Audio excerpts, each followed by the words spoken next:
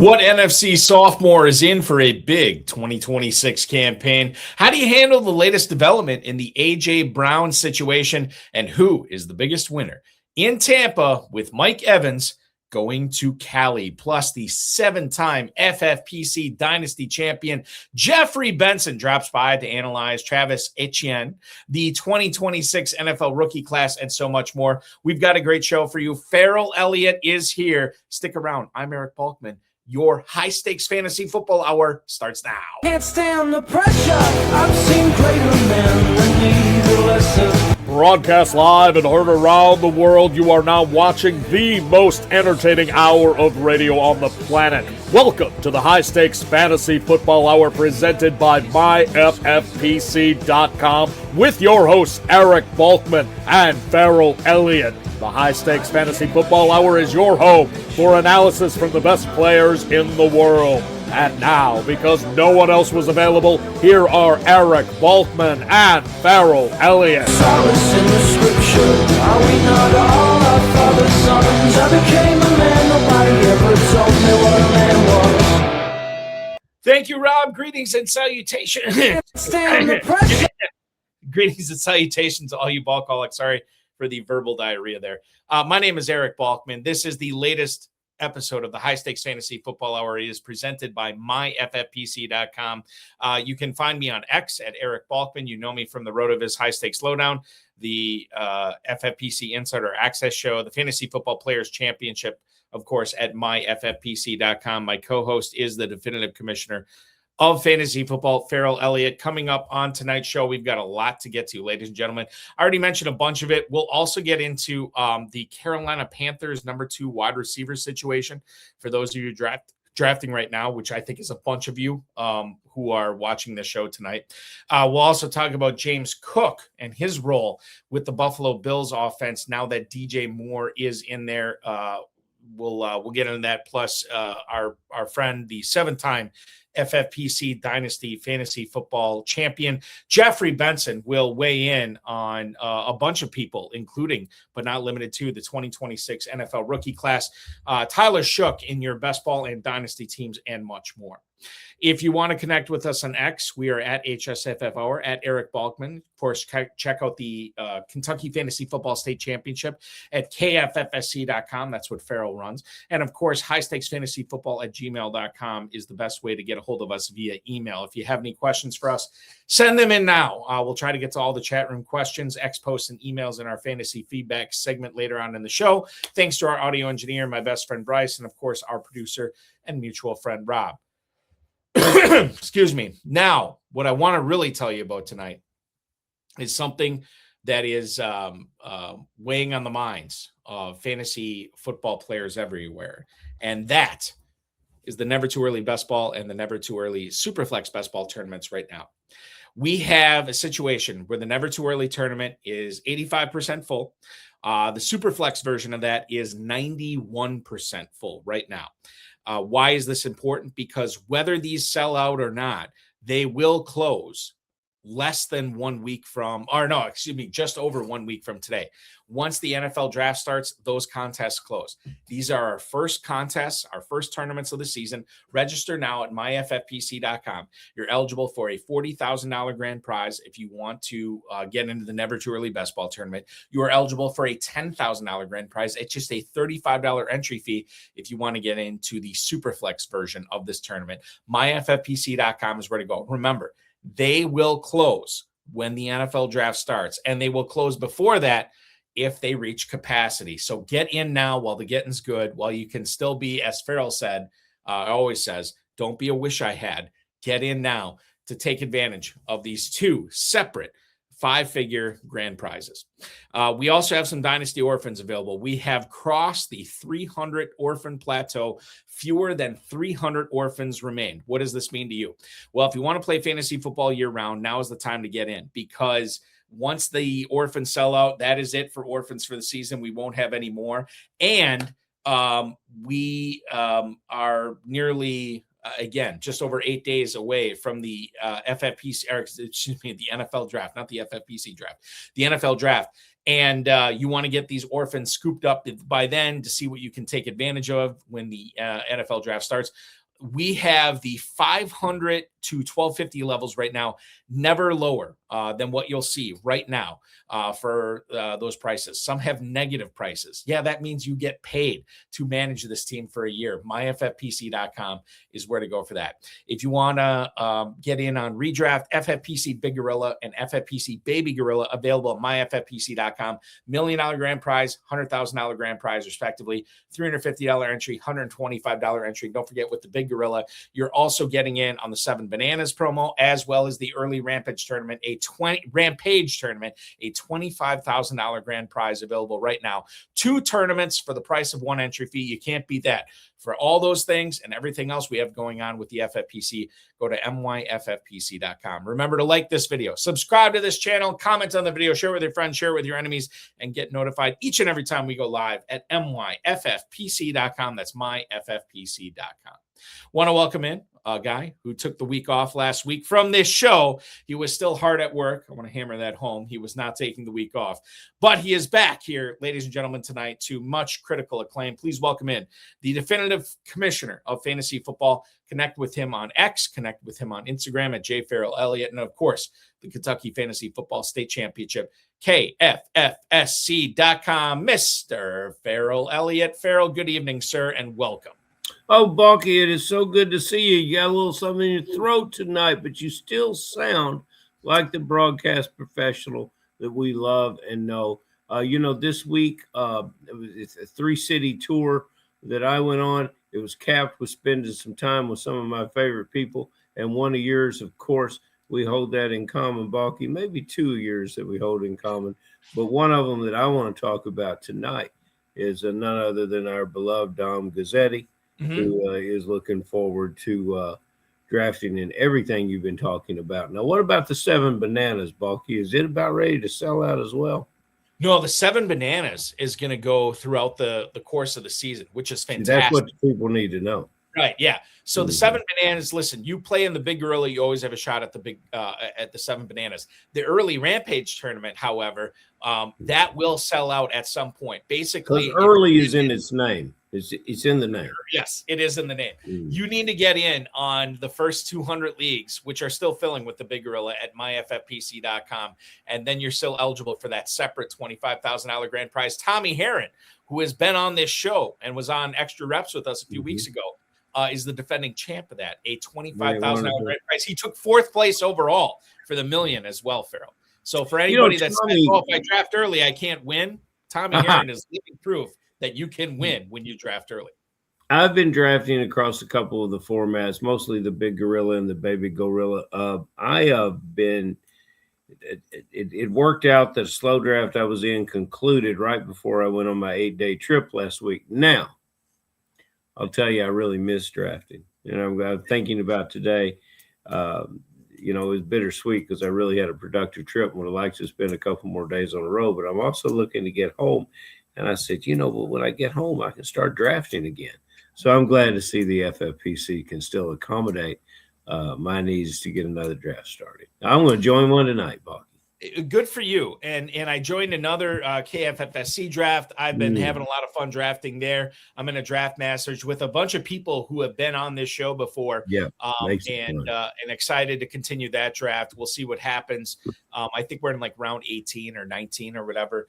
So a lot of fun drafting with the FFPC and KFFSC.com. Adam Hahn led tonight's show off with a very interesting post.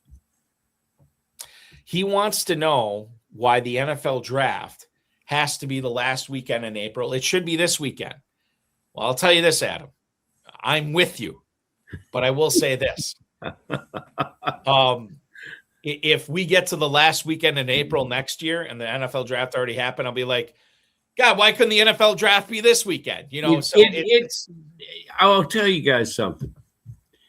It always seems a long time for me, and it's a long process. But actually, that time is well used. And they get those scouts off the road in early April, and they sit them down. They want to cover everyone and give everyone a pro day that deserves a pro day. And they want to get their area scouts back, and they want to put their heads together.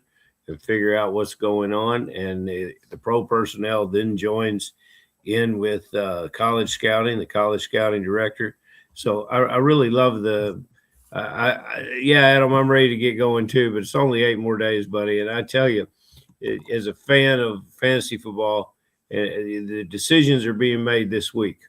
A great deal of decisions are made this week, unless you're a Raider. They've already made their decision. And, Tom Smith and the other Dolphin fans that play in the FFPC and the KFFSC, they're in for a real treat because they've got 7 of the first 100 picks. As of right now, we can see some wheeling and dealing. Yeah, it could be a little bit of that. They could be like some of our Dynasty owners who want to start throwing all these trades around. I won't forget being up in Northeast Wisconsin where I live, and I was at the draft last year where I found out this bombshell about Travis Hunter. It was insane. And I don't think we get anything about that, this year, but it remains to be seen who starts throwing their weight around in the first round, at the top half of the first round, like we saw with Jacksonville last year. And Ferrell, speaking of Travis Hunter, he's in the news based on one report from John Shipley from SportsIllustrated.com, who believes that Travis Hunter will continue playing wide receiver in 2026. Now, there's a lot to unpack here. I'm going to get my thoughts out before I let you weigh in on this. There have been a lot of people, Ian Rappaport, Adam Schefter, some other people commenting that the Jaguars are going to have Travis Hunter play mostly at corner this season. And according to John Shipley, who covers the Jaguars for SI.com, Shipley believes that they are, quote, completely misrepresenting comments, end quote, made by general manager James Gladstone and some other front office officials back in February. Shipley wrote this, that these people have a lack of, quote, media literacy. Shipley has said that these people, league observers, league pundits, have incorrectly believed that Hunter's full-time role as wideout is over in Jacksonville. Quote from Shipley from his piece at Sports Illustrated. Quote, at 0 point have the Jaguars ever once indicated he will not play both ways, just as he did last year. Shipley also said that Liam Cohen has, quote, embraced the disrespect, end quote, of reporters who intentionally misinterpret what the Jaguars front office has stated. Quote, he will just play more cornerback. That is what Shipley said. That is what the Jaguars have said. If you look back to last season in his rookie year, Travis Hunter, 4 catches, 42 yards per game. That was his average before he had that knee injury in week 7, which ended his 2025 campaign. Based on what we see in the offseason and training camp and preseason, that will lead us to believe what we believe about Travis Hunter. Ferrell, this is my point with John Shipley here. I have read not only this piece, but I've read a lot of other things that John Shipley has written for Sports Illustrated. And while we can look at this particular article and say, my God, Travis Hunter is slated for some wide receiver reps, some serious wide receiver reps this year. If you look at some of the other stuff that Shipley has written this year, I would say it's not effusive in his assertion that Hunter is going to have a significant role at wide receiver. He's more calling out his fellow media members here. That's what this piece is to me, attacking other people in the media who have said that he is going to be a full-time corner this year rather than wide receiver. I have yet to see anything. And again, take this for what it is, with other people taking this piece and saying, oh my God, he's still going to play a lot of wide receiver this year. I don't think Shipley's saying that either. I think what he is saying is it is too early to say what his role is going to be. In fact, in one of his pieces that he wrote, Ferrell, he said that his role may go week to week based on what the Jaguars need. It's obvious this year that they are not flush at corner like they were last year. And they, quite frankly, have a lot more wide receiver talent at that position in 2026. So Hunter you would think, ostensibly be required to play more on defense rather than offense. Here's what I'm surmising from this. We don't know yet. There's still a lot of question marks. It could go either way. I'm obviously leaning towards Hunter being more of a corner this year, but I also leave open the possibility for the range of outcomes for Hunter to have a significant impact at wide receiver. I think the range of outcomes would dictate that he will significantly be more involved at defense and will probably have a minimal role on offense. But I also understand that I leave it open for him having a big game, or excuse me, a big season at wide receiver this year. And I'm treating him that way in best ball drafts, in all my drafts right now, where I'm not going to be drafting him as a wide receiver 3 or wide receiver 4. But after that, yes, I understand there is a possibility, Ferrell, that we can see Travis Hunter not only do what he did last year, but maybe even do so more on the offensive end. John Shipley's going to have a hard time in the media room after he accuses everyone of lacking media literacy. I don't know, what kind of scores he's settling. I'm going to stick to what I said previously. Adam Hahn just filled in something here that echoes what I've always known, but the true facts of it are that unless you're Superman, and even if you are, you can't play all these snaps on both sides of the ball and be effective. You can't even play occasional snaps on both sides of the ball and be effective, because you actually hurt the team. If you're not in the meetings and the systems and the offensive installs, the defensive installs, it's problematic. Now, if you're short on one side of the ball, maybe this guy plays certain games on offense, more snaps, and then flips back to defense next week. That's what Shipley appears to be hitting at. I believe it's a foolish way to take this player through his career, and I don't believe with the wide receiver class that we have coming into the league. And I'm not so sure how many picks that the Jags have, but with this wide receiver class from this year, you said he was 4 from 42 last year. We can find a lot of guys that are going to supply that, a lot of guys, and it just doesn't make sense to me to utilize this player this way. And as fantasy players, we're thinking offense, but a shutdown corner with great ball skills is a wonderful, wonderful position to fill in football. I think that I don't disagree with anything that you just said. And I think Schefter, and I have to look up the Schefter quote here, but he was most telling, and like he used the phrase, they will use him at wide receiver like they did last year. And if that's the case, Ferrell, he played a lot more wide receiver than corner last year. And I'm wondering, and I'll look up the mojo on Travis Hunter right now. If we look at the Never Too Early Best Ball Tournament over the last 10 days, courtesy of fantasymojo.com, at FantasyMojo on X. Darren Armani runs that website. Get a subscription to fantasymojo.com. If you are playing in the FFPC, it is worth its weight in gold. Over the last 10 days in the FFPC Never Too Early Best Ball Tournament, wide receiver 64 at the 15-12, Ferrell. Who's before and who's after? This is Brandon Ayuk and Deebo Samuel, who are going right before him. And then it's Hunter, and then it's Judy, Dell, Tesla.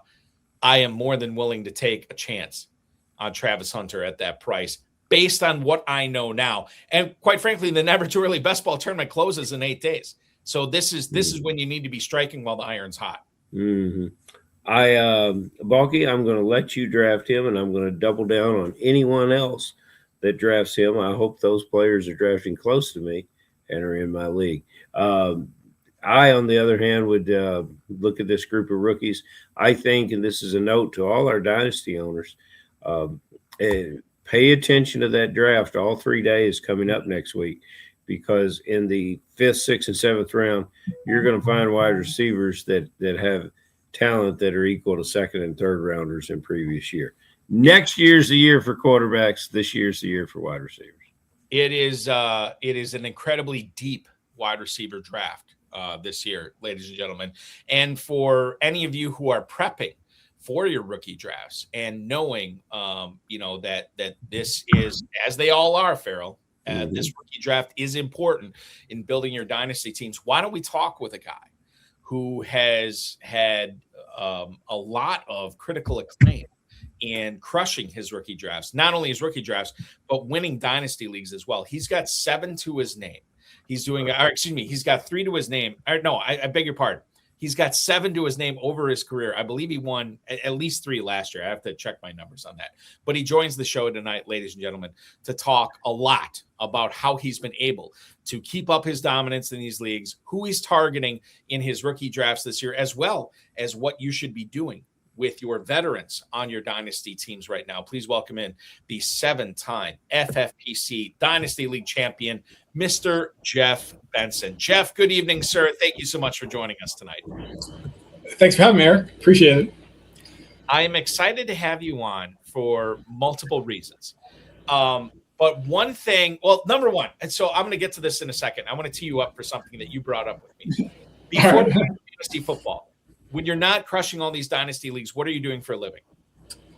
That's a good question. So it's funny. I spent my whole career has been in educational publishing. So I worked at like textbooks, educational materials. And then since my last job ended, I've been working as a stand-in on like movies and TV shows. And if I'm not getting stand-in work, I've been doing like background work. So that's what I've been doing for the last like 6 months, just random work like that.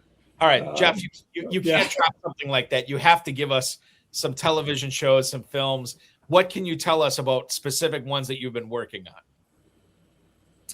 on? No, I don't know. Nothing really. I mean, it's a very weird, like different kind of thing to do. You just spend all day on a movie set, snacking, standing in is fun. You literally just stand there. Like they find, if you're like the same height and hair color as like an actor, basically like what they do is they use you to like stand where the actor stands to like set up the camera. So so it's just a weird thing. Like one day you'll spend like 15, 16 hours on a set. Next day you'll spend 2 and you won't, I've made a lot of, 10 to 20 second appearances on random, movies and TV shows. Now, Jeff, be honest, there's nothing particularly weird about this. In your situation, you would have a producer, and a casting director probably take a look at the pool, and they take a look at your picture and they throw you in the pool, and then the director makes a director call for handsome guy number 1, and boom, there you are. So I mean, come on, don't be so modest. You're a professional actor on his way, and then some guy's going to say, some deep distant relative of Coppola is going to say, "Hey, did you see handsome guy number 1 from that last film? We bring him in here. We got to get him. Let's see if he can talk." And you'll have this show on your resume to say, "Well, they'll look at it." Yeah. So I think you're on your way. Being here tonight may help just launch this way, way, way into the stars. Jeff, we've had some SAG-AFTRA like card holders on this show before. Are you holding one as well, being a stand-in? I don't know how that works. Yes. Yeah. Okay, perfect. All right, so Rubio is already chiming in. He thinks he saw you on an episode of Breaking Bad, which granted had to be like 10 years ago. Did you ever do any Vince Gilligan work? No, I have not. Everything I've done in Jersey, everything I've done is, New York City. So. Okay, all right. So again, I'm going to hammer this home. If you want to give us a non-answer, that's fine. But there's no television shows, no films, no actors that you can share with us tonight that you have stood in for. I have, none of the actors I've stood in for have been like super like big actors. Usually it's like supporting actors. But yeah, I've been working on on shows. Like I've been working on like the Gilded Age, like all these like the shows that the FBI's, Law and Order. Yes, absolutely. The new like Meet the Fockers, all the stuff that like films out here. It's like you just go from one thing to another, whatever needs someone, and you just show up. All right, this is great stuff. This is great I tell really you, also think, Ferrell, that Jeff was Italian number 2 on one. Italian number 2, yeah. It's I did play an Italian in The Irishman, I think. Yeah. Oh, there you go. Yeah. Critically acclaimed Netflix film. Pacino, De Niro, everybody. Now they say that they use de-aging in those films to show. I think they just use Jeff. Ferrell. I don't think he's too thin to be Italian guy number 1. Rubio's right on top of it. Italian guy number 1 is, he's just lots and lots of pasta there and, stuff like that. All right. So Ferrell, before you get into the fantasy football, like prognostication about player evaluation, I have to give Jeff an opportunity here. Jeff, you let me know about this before we went on air, and I want you to be specific if it was this show or if it was another show. But somebody on an FFPC podcast ripped you in the FFPC Dynasty 500 number 36 league for making a trade that said that it was a horrible trade, it was bad, it was going to come back to bite you. And not only did it not come back to bite you, but you are celebrating a three-peat championship in that league. Can you let us know about what the trade details were, whether it was this podcast, and whether you'd like to address anything about specific trade, knowing that you're a three-peat champion of that? It was not this podcast, although this is a great podcast. I've been listening since the days of like the old co-host many years ago. I'll slow down. These are my basically at this point now, these are my only two must fantasy podcasts. That's awesome. But when I first started playing in the FFPC, I was looking for like specifically like FFPC content. Mm-hmm. And I found a YouTube show. It was called The Goat District. This was like pre-COVID, right? This is like a while ago, right? It was a great show. And I used to like listen to it or watch it like every week. And then when that ended, like the hosts and the people of that show went on to do different things. Right. Theo's like on my million show. Right. So I've been listening to their podcasts. What is this, like 8 years, 9 years, whatever. So great podcasters, whatever. So in this league, so I'm listening on the trade deadline. I was listening to, it was like a Theo Reminger podcast, and he had Dan Williamson on from like the Goat District, right? Mm-hmm. So I've listened to these podcasts for like a million hours, right? And they're talking about like questionable trades they've seen in like dynasty leagues. And I hadn't really been thinking about it. Like Dan had joined like my league, one of my leagues as an orphan. Like, so he didn't, it was like a team he had just taken over. It wasn't like he was in it for very long, whatever. Right. But anyway, at the trade deadline, I was trying to get rid of AJ Brown and Devontae Adams. And how many years ago was this, Jeff? This was this year. This past year. Perfect. Yeah. So my team, I'd won the last 2 years. This year, I was in first place by like 10 points. And AJ Brown, like he was having a really bad year, up and down. And there was like no way I was starting him. Like my team is deep enough that I didn't need to start him. And Puka, I had Puka Nacua, and he had been injured. So like I had actually traded for Devontae Adams to kind of fill in while Puka was out. Puka was on the way back. And Devontae Adams had a couple like 2 touchdown games. I figured in the like veterans, like you can't trade in the offseason. Like no one's trading first round picks for like Devontae Adams. He's no one's trade. Like, I don't know, like AJ Brown, people see him, they're like, oh my gosh, he's so old. Like I don't want to trade for him. Everyone has the rookie fever. And so my team was deep enough where I figured like I could trade these guys. I could trade these guys if I could package these guys for a first round pick, get them off my roster. I felt like I could still win the league. And then in this offseason, rather than trying to like frantically trade Devontae Adams, an aging veteran or whatever, a first round pick to play with. So I traded Devontae Adams, AJ Brown, and Isaiah Likely for a future first. And then I used the roster space to pick up Jacoby Brissett and Colby Parkinson, right? And my team in this, I've got it's pretty stacked. So I was listening to this podcast, and basically they totally ripped me. They were like, it was really funny. They were like, oh, in this dynasty league we have this really sharp owner made a great trade. He totally squeezed this guy out of AJ Brown, and I'm like, and the funny thing was like the pick ended up being the 105.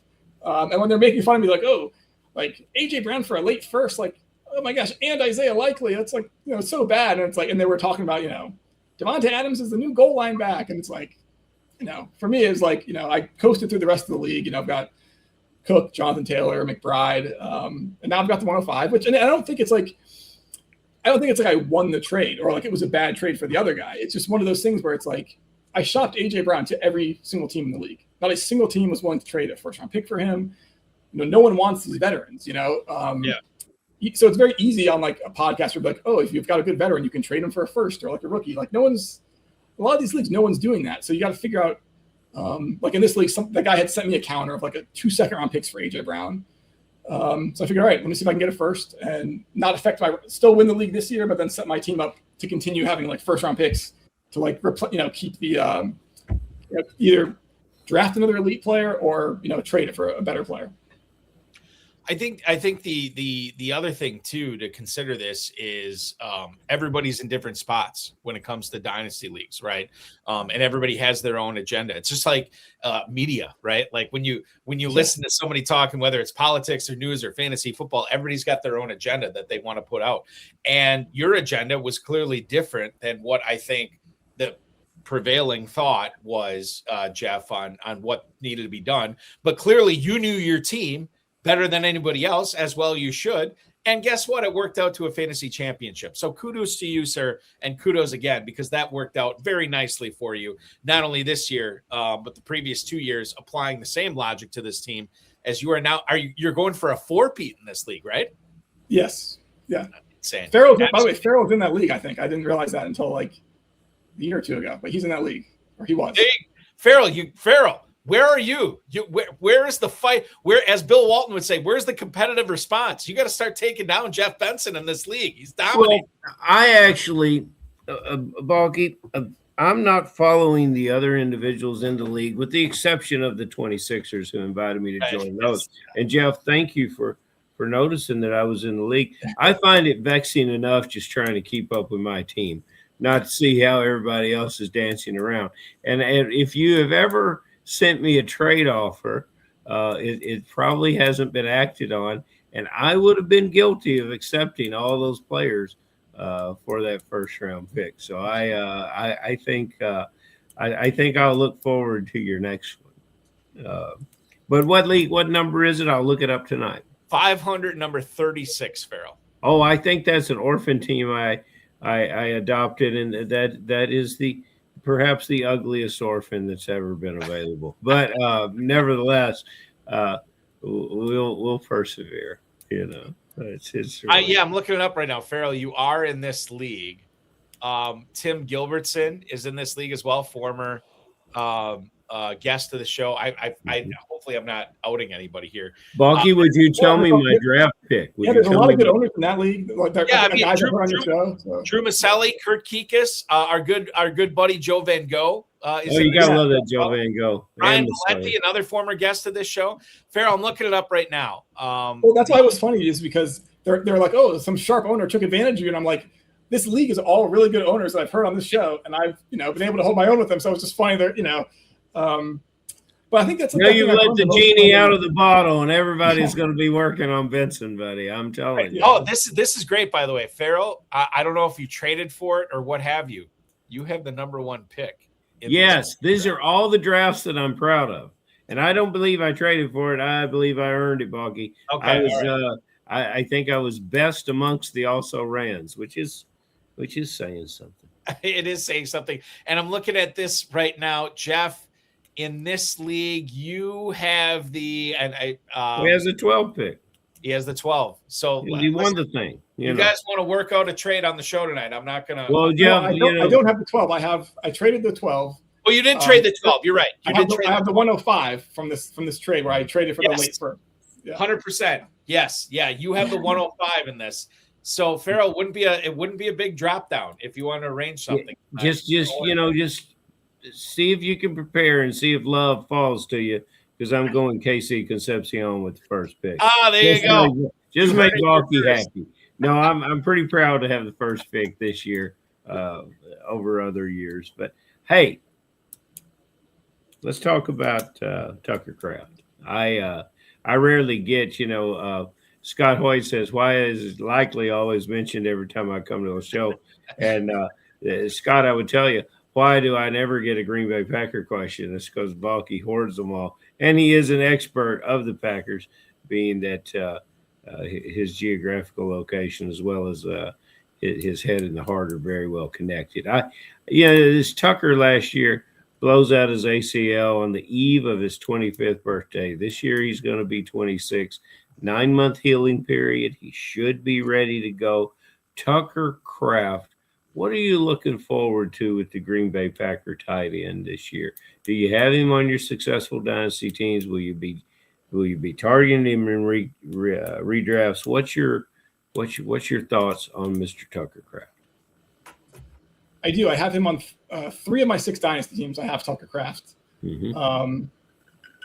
I think he's going to be the Packers' number one receiver, number one.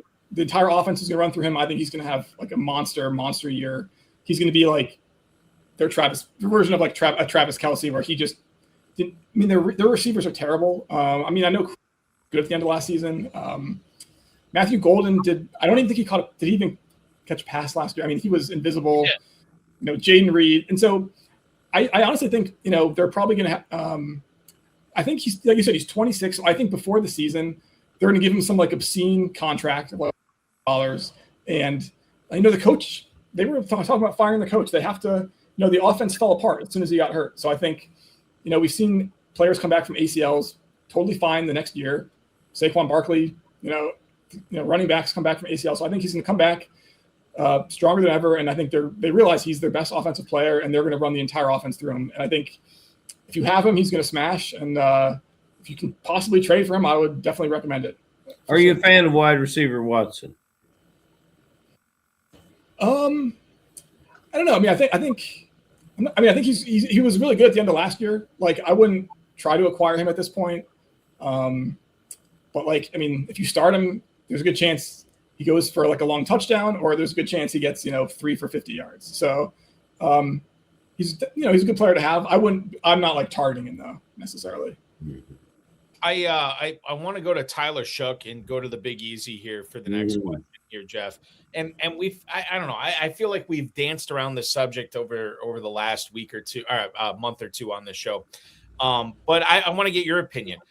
Shook, was he a guy who was what we saw last year was simply scraping the surface of what he's going to be at the NFL level, especially for fantasy?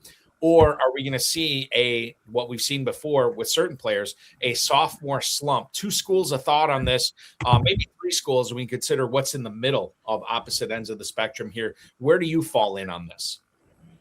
Yeah, that's funny. We've seen like Jane Daniels, Bo Nix, some of these guys like CJ Stroud. Like, people thought he was like the best. He was going to be like the next best quarterback, and they've all fallen off. I actually think Tyler Shook could be like the next like. This is going to sound ridiculous, but like, I feel like he could be like the next, like Josh Allen, like one of these guys who like, I feel like this happens very often in the NFL where like quarterback is like such a hard thing to like, to project. We see all these first overall picks, top 10 picks bust. And then someone who like just kind of no one saw coming. Like, I think Josh Allen, he was in the first round, but he wasn't, number one overall. People said he was inaccurate. Everyone mocked like Tyler Shook for being like old or whatever.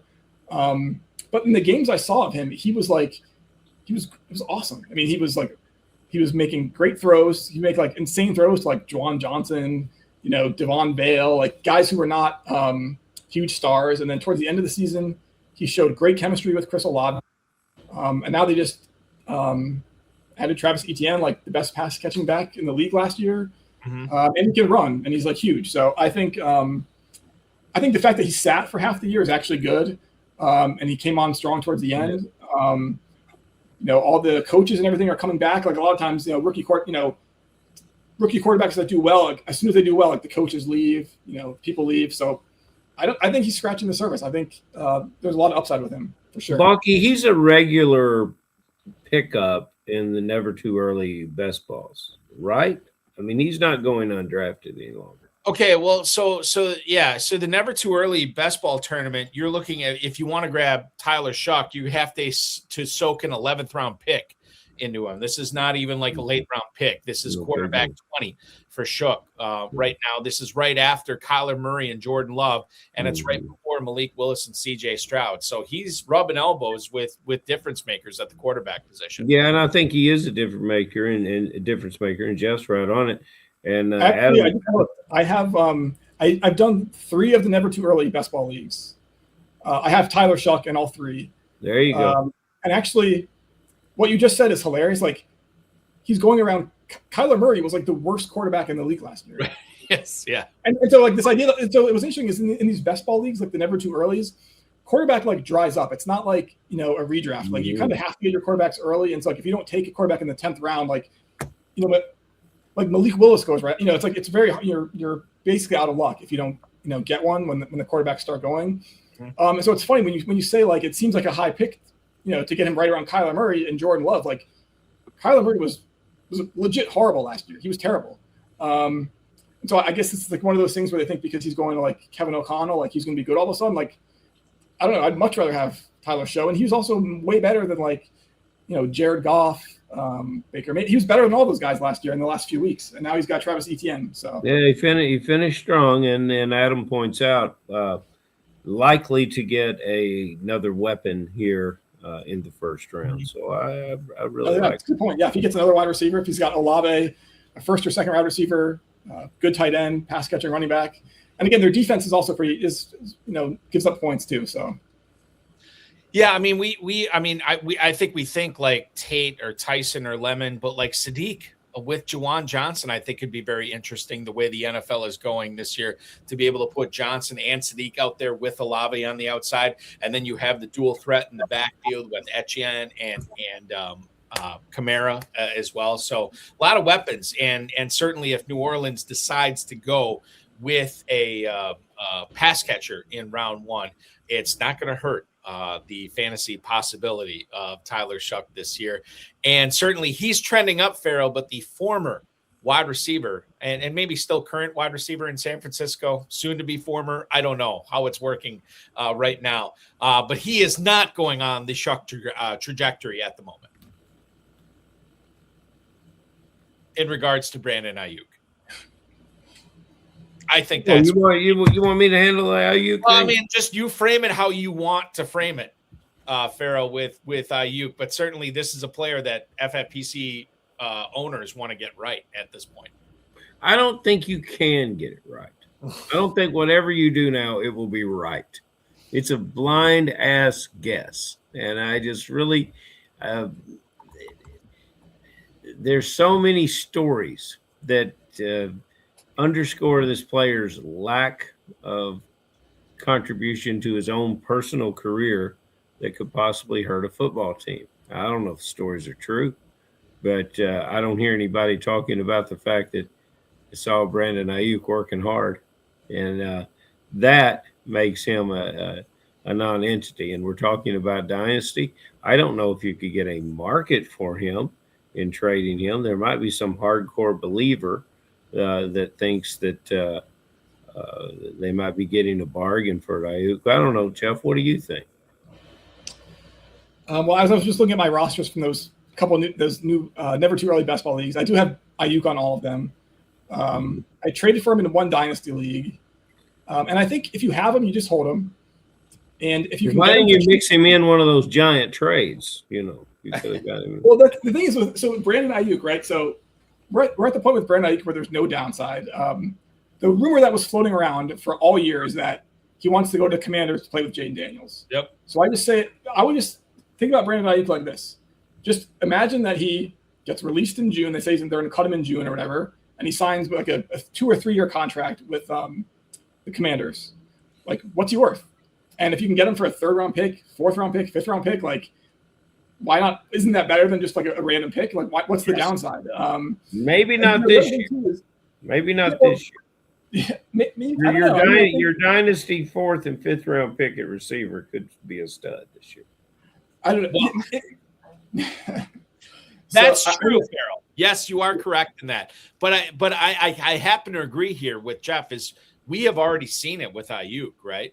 And if you're giving up that little of draft capital in your rookie leagues, as much as we hold these draft picks in high regard, I think there is something to be said about taking a spin down the Ayuk lane and seeing what happens with him going forward. Yeah, I mean, this is one of the things I've learned in Dynasty. I was started out, it's like you just want the rookies, you want the picks. And I learned from, there's an owner who's in one of my 1250 league. He's been in there the whole time. I've heard him on your show. Jason something. I'm going to look this up right now. He's like, I think he's the best Dynasty owner I've seen in all this time. And his team is always good. It's always competitive. And he's always cycling like veteran players that are not like popular. And he still drafts well. And I kind of learned just from like watching him. It's like, it's very easy to be like, oh, Brandon Ayuk stinks. He hasn't, why? It's like, what's the downside? Like, I mean, most of these late round rookie picks don't hit. And yeah, if you look at like Alec Pierce getting a ton of money, Wan'Dale Robinson getting a ton of money, if Brandon Ayuk is legit a free agent 2 months from now, some team is going to pay him a ton of money. So I just think if you can get him for cheap, you can get him in the 15th round of a best ball league, you just take him. There's just not that much downside at this point. Jason, Jeff, are we talking about Jason Steves? Is that who you're referring to? Yeah. Yes. Yeah. He is tremendous. Great player, dynasty and redraft for sure. Unbelievable. Yeah. His team is legit, like in the playoffs every single year. Yeah. And he's so good at like getting these veterans that like nobody wants, but also, maintaining draft picks. So I think Brandon Ayuk is one of those where, like, if you had asked me this a few years ago, or maybe even long, I'm like, oh, he's a veteran who hasn't done that well in 2 years. Like, I don't want him. But now I'm like, what's the downside? Yeah, exactly. And I think that's a strategy that I mean, we are, it's an easy thing to adapt to when we consider dynasty, right? Like, it's an easy thing to say, let's acquire these veterans that nobody wants, and then, trade them for, get their value to go up on my team. And then, but like trying to figure out who those veterans are, it's kind of a tough situation, but you're putting a few chips on Ayuk this year. Yeah. I mean, it's funny. Like I said, in this league, someone's like, Ayuk available for a pick. All I had left was like a third, because I usually trade all my picks. So I was like, all right, I guess I'm giving you a third. And then I had like Jordan Mason on my roster, and it's like, you know what? I'll cut Jordan Mason. Like, what's at this point, like, I'm a lot less precious about like cutting players or trading players. It's all about like making sure I have like the best starting lineup and the best core of players possible, and you just work around it. And like I've seen Ayuk dropped to other leagues and traded for much later picks than that. So it really just depends on who you're like. But I think a player like that, you just if you need a receiver, you just buy him. Yeah, which makes cut him, like whatever. It's kind of one of those high low risk, high reward type players at this point with in regards to Ayuk. A player that is I don't know, not high risk, but there's definitely some risk. James Cook. If we put it in a redraft standpoint here, just for a second, Jeff, as I ask you this question, a lot of people thought he was going to regress in 2024. A lot of people thought he was going to regress in 2025, myself included, and it didn't happen, right? He still has been climbing up in redraft value. He's been climbing up in dynasty value. The Bills went out and got DJ Moore this year. I don't know if this is an exclamation point or it is a declaration that they are going to throw the ball more this year, that they are not going to be as reliant on the ground game as they have been in the last couple of seasons. That remains in the realm of possibilities, right? But I want to get your take, specifically James Cook this year. Is regression coming for any reason, but also bringing in regard of the possibility of the reason of DJ Moore now being a member of the Buffalo Bills franchise? I think so. This is tough. So that regression is like an interesting thing, especially in like fantasy football, because the idea is like, okay, if a player had 10 touchdowns last year, he's going to regress and not get 10 touchdowns. Or if a player only got 2 touchdowns, they're going to positively regress and get more. But in both situations, it's like, so if a player has a monster year, I'm just not supposed to draft him the next year, So I don't. So it's like funny. It's like, I mean, we waited for Christian McCaffrey to regress for like 4 years, and he finally does, and then the next year he's back and better than ever. So it's like, I would say with James Cook, he's just awesome, and a lot of his plays like grind it out. He needs like 20 carries. He breaks like a long run. He takes like a sweep. If they use him in the passing game, so. I don't know. I think if he has less volume, I think the explosive runs will still be there. It didn't seem like. I know earlier on they would always like swap him out at the goal line. It seemed like this year they're giving him goal line carries. So I don't know. DJ Moore is like, he's one of those players that he's always had a lot of hype behind him, but he's never really been that productive. He's never been great. Like, he was okay in Chicago. He was okay in Carolina, but there's a reason why he's been traded like 3 times, I think. So I think he'll be good with Josh Allen, and if it helps the offense, it probably helps James Cook. I wouldn't like argue against regression. Like, yeah, obviously if a player scored a bunch last year, they might score less touchdowns this year. But I've seen nothing in James Cook that makes me think he's gonna not be as good last year. And also the fact that they promoted the offensive coordinator to head coach. Yep. I think shows that like it was pretty clear, like the guy who ran the offense last year, he ran it through James Cook, and now he's got the head job. So I don't, so I feel like that also shows some good consistency. But like, I certainly wouldn't argue with the theory that he might score less than he did last year. But I don't know if that answers the question. But I think he'll still be good. He's still young and in his prime, and like, yeah. So if he doesn't score as much last year, so be it. The analytics nerd can have that one, but I don't think you draft based on it. Well, that's the thing. Like he can still regress and still be a great pick and still hold his dynasty value. That's the other thing to keep in mind too. Is like he doesn't necessarily have to regress to the point like, oh my God, he was unbelievable in 2024 and unbelievable in 2025. Now he has to not be good in 2026, or he has to be an also ran in 2026 where he's barely scraping 1,100 total yards and 8 or 9 touchdowns or whatever.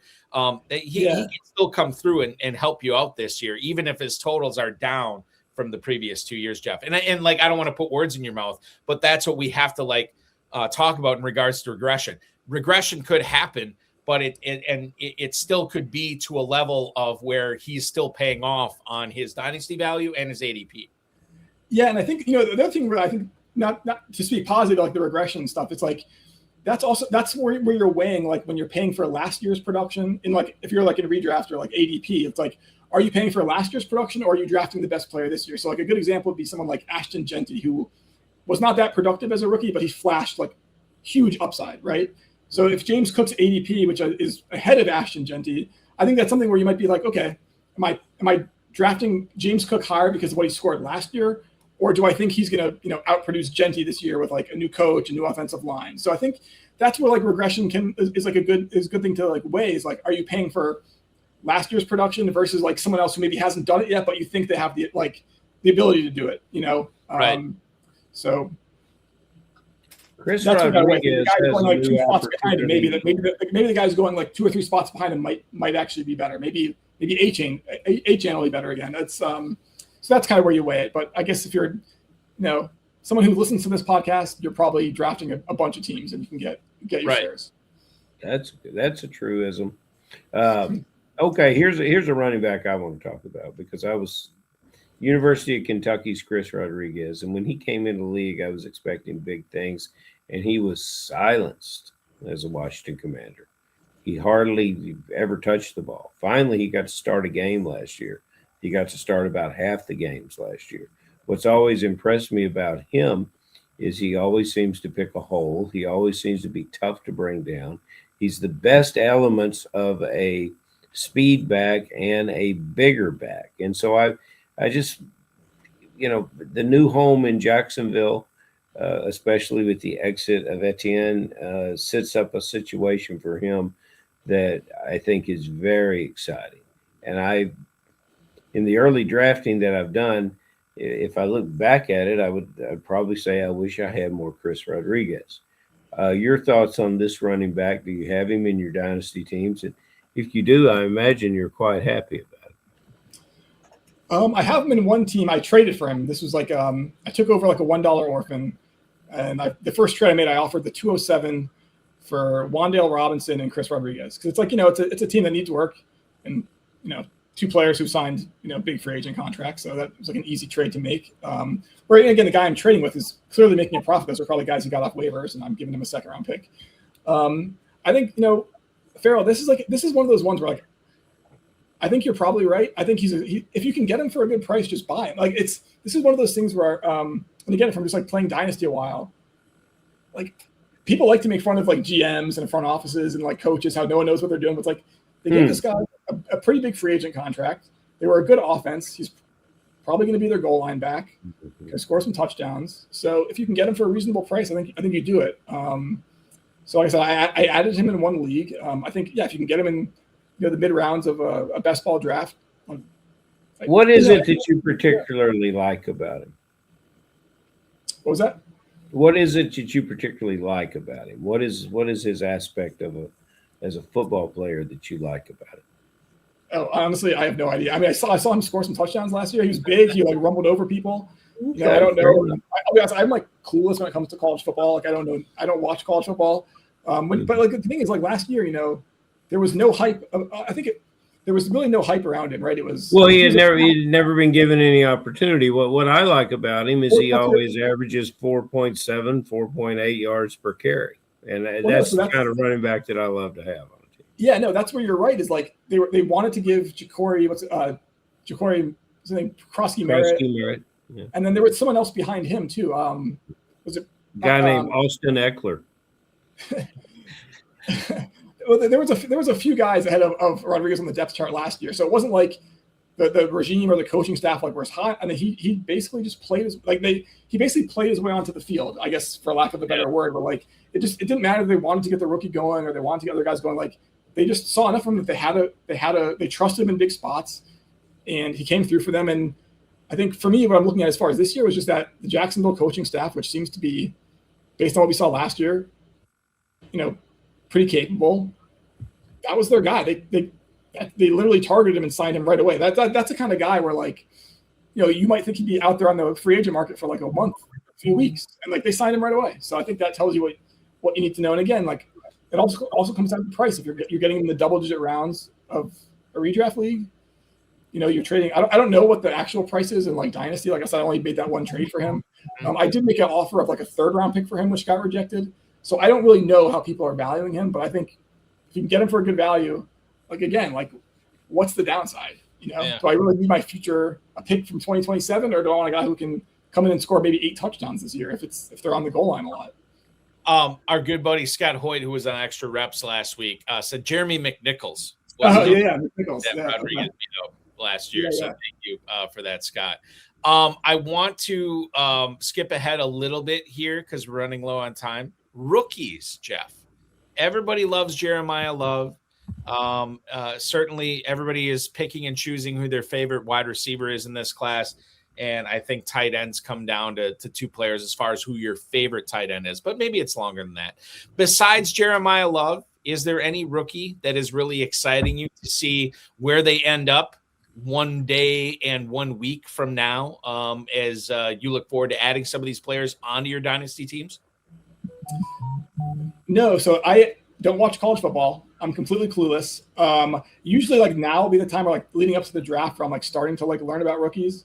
But I've also kind of built my teams to the point where I'm really focused on trying to get all like really good players on all my, I'm less interested. I would say the one player I'm interested in is there's a wide receiver from Ohio State, Tate, I believe is his name. Mm-hmm. And those wide receivers have hit like every year for the last 5 years. So I would say if you can get him, get him. The rookie Sadiq, the tight end, I think we've seen rookie tight ends now make impacts right away. That was something that the logic was they don't make tight end, it takes years for them to develop. I think if he's as good as what he's projected going very high in the first round to pass heavy teams. So I think that's a guy, if he goes to like the Buccaneers, honestly, wherever he goes, I think landing spot is overrated. I think that's a guy you could comfortably take in the top, a top 5. But I would say, Ohio State wide receiver, now that I've seen like these rookie tight ends really hit, those would be the 2 I would try to get. Other than that, trying to get veterans. This really surprises me because as a dynasty player, I would think that you would look at a great deal of rookie players in their college careers. So you really are putting your trust in the front offices of the NFL and following what they do in the draft, which is another way to do it. You're outsourcing some of the best brains of football and not letting your own head get in the way. And I think that's pretty clever. So, well, it depends. I do look, like, it depends on where my team is at. So like my team in one of the leagues, there was a couple of years ago, I had the 102 and the 103, right? So I was listening, I was very like reading up on things, watching, podcasts or whatever. And it's like, I got Jahmyr Gibbs at the 102 and Jackson Smith and Jigba at the 103. Now that I have those 2 players on my roster, I'm not trying to get another, I'm not trying to add and you did not have to. I'm trying to like build around those guys right now while they're producing at a high level. I'm doing everything I can to get talent around them so I can, league again. You did not have to see those players do it in college to know you wanted them in the pros because you saw enough. Yeah. Couple of quick emails I'm going to fire at you, Jeff. Mark in Littleton, Colorado. He writes, how big of a step forward is Emeka Egbuka going to be this season without Mike Evans on the team? That is Mark in Littleton, Colorado.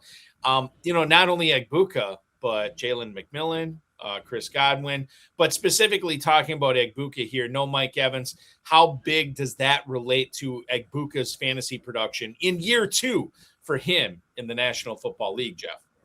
You could see kind of what we saw with him at the beginning part of the season, where he was like a really productive. Like it's funny in that one of my leagues, I drafted him, and I was expecting I'd like sit him on my bench all year. I was like, okay, well, this is a guy. I had the 112. I trade up to the 110. I get him like, all right, this is a guy to stash on my bench all year, and he produced right away. So I think I'm not concerned about like the late season, not lack of production. I think he'll take definitely a step, but we'll see. Like it was kind of concerning, like what their offense was doing last year. But I think maybe Baker Mayfield was hurt. But again, he flashed right away. I think if you can acquire him, don't.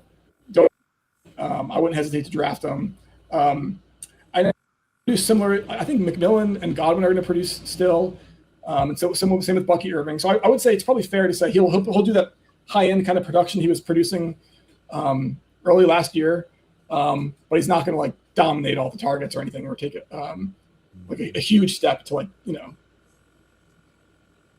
Our good buddy to Adam Hahn in the chat also mentioning Tez Johnson. I'll also mention K-Dot and whatever. And like, there's a non-zero chance that Tampa takes a tight end early, day 1 or day 2. Yeah.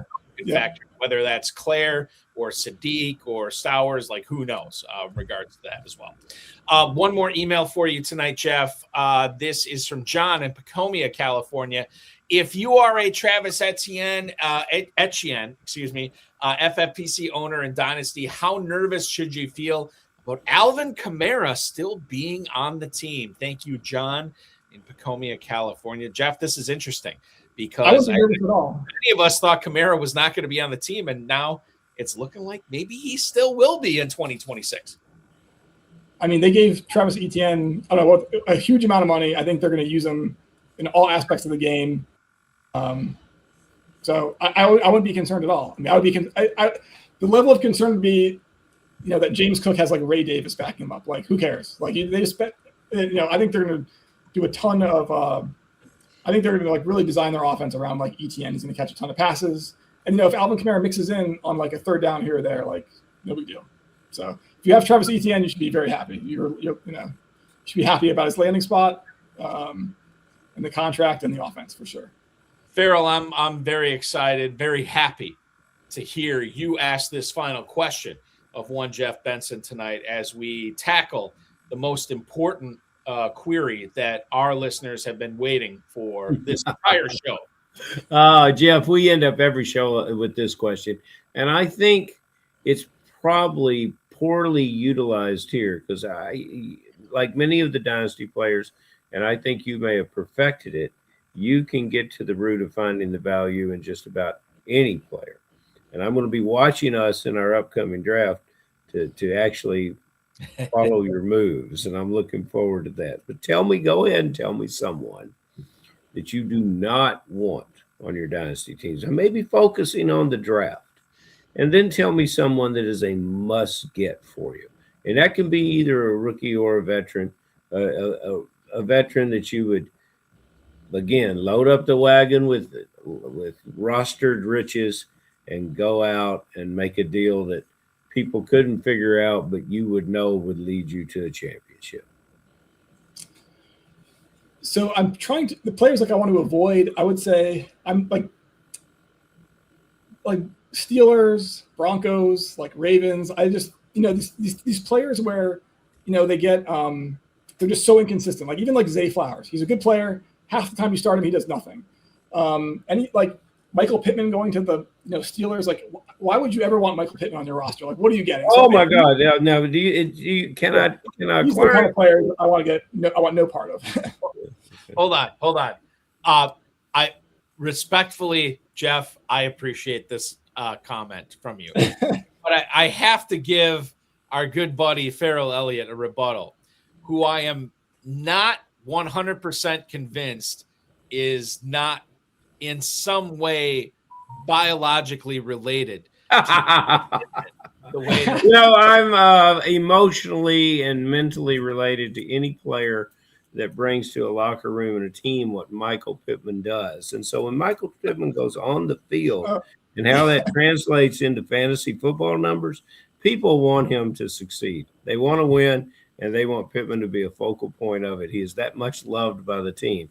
And you know what? In a place where your quarterback might have a bit of an abrasive personality, the smiling farmer from Indiana might be the kind of guy that you want on your roster. And I can understand, with your wealth of riches acquired through fantasy football and in your superior knowledge of Dynasty, that you could win without 100 catch receivers in the good year and 80 catch receivers in the bad year. But, I will have to say it in this situation, you and I are in agreement about Zay Flowers, and we'll just leave it at that. And there's one other player you should avoid, and that's if someone in the media says there's a player who's going to play the Joker role in the Sean Payton offense, absolutely avoid him. Any of that nonsense of these is just, I remember try to avoid that.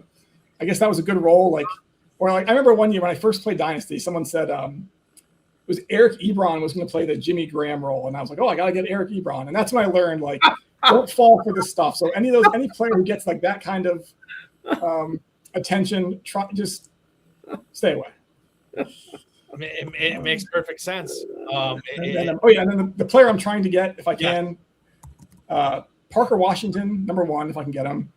And Wan'Dale Robinson is an absurd value. Other thing I've learned over the years, landing spot is the most overrated thing. We've seen Hollywood Brown to the Chiefs. We've seen guys, all these guys go to landing spots and they're terrible. And then, Cole Beasley goes to the Bills and it's a smash. So, Wan'Dale Robinson, he signed a $78 million contract. Brian Daboll, his head coach, who just fed him 1 million targets in New York, is now the offensive coordinator there. And you just don't worry about teams, what they did last year. 2 years ago, the Jaguars team in the league, right? And Travis Etienne was horrible. So I think Wan'Dale Robinson, again, he's a guy you can get for very cheap. I'm sure if you offer a second-round pick for him right now, the person will accept. And again, he's going to walk into 1 million targets. He's got a huge contract. I think, and again, he's a guy you can have you can keep him on. He is solid. He's on your bench. Then you get an injury, you get a bye week, you put him in there. 10 targets. It's because what I found in Dynasty, that's the tricky part is you have a good starting lineup, but then the bye weeks hit, the injuries hit, and that's when your team falls off. And if you can plug in a guy like Wan'Dale Robinson or one of these guys who maybe is not a big name, but has a decent role, and they're, again, to what I was saying earlier, they have a big role in their team. They're not a guy who's up and down. Those are valuable guys to have, even if they're not exciting players to maybe trade for. A high floor player that you can plug in one of your flexes, and that's going to get you through several weeks. Listen, Jeff, this has been so much. We have gotten through a lot of Dynasty analysis, fantasy football analysis tonight. I congratulate you on all the Dynasty titles you've already won. I wish you the best of luck in all your future titles in the Fantasy Football Players Championship as you compete in these Dynasty leagues. And the next time you are standing in for a Ben Affleck, for a Brad Pitt, for a Matt Damon on the latest television show / film or whatever you're doing, the fact that you'd be thinking about this podcast while letting the light hit you in the same way it hits Ben Affleck's coiffed hair, that would be tremendous for this show. I kidding aside, thank you so much for making us a part of your Wednesday evening. Be good, and we'll talk with you again soon. See you, Jeff.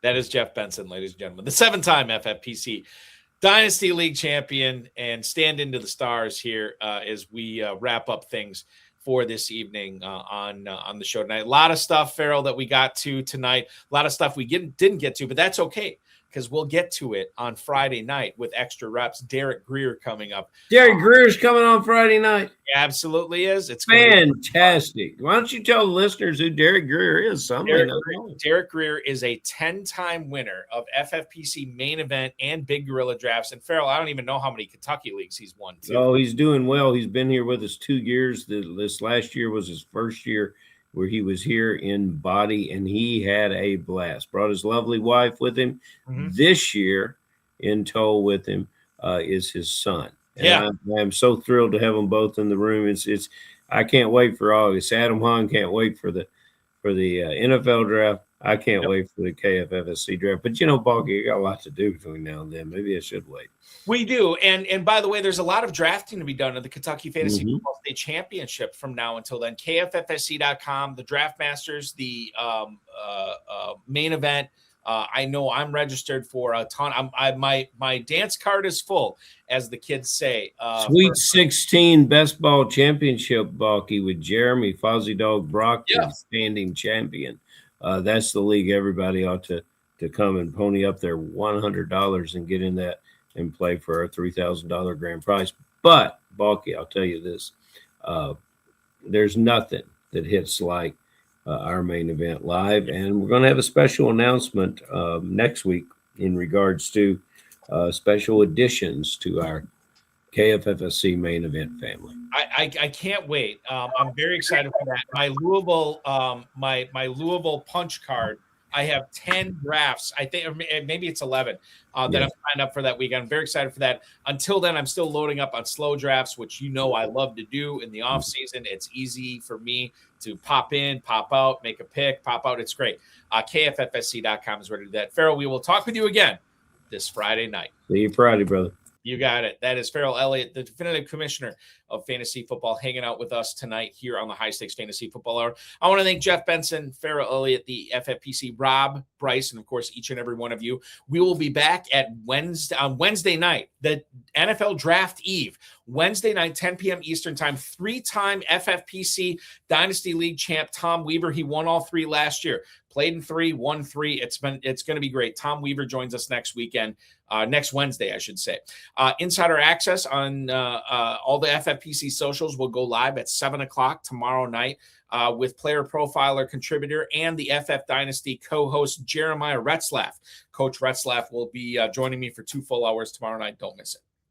The FFPC Extra Reps episode with Derek Greer will pop off at 10 p.m. Eastern Time this Friday. 10-time main event and Big Gorilla champ Derek Greer joining us on that. And we'll get into some of the stuff we didn't get to tonight, which is going to be great.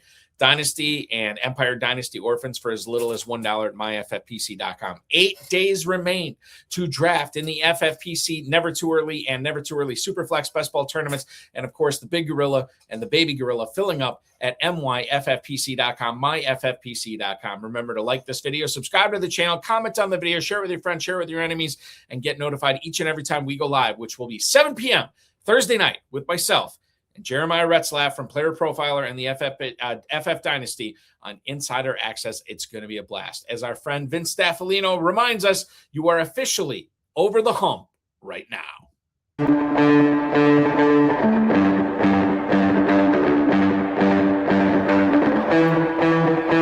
This has been another episode of the High Stakes Fantasy Football Hour presented by myffpc.com.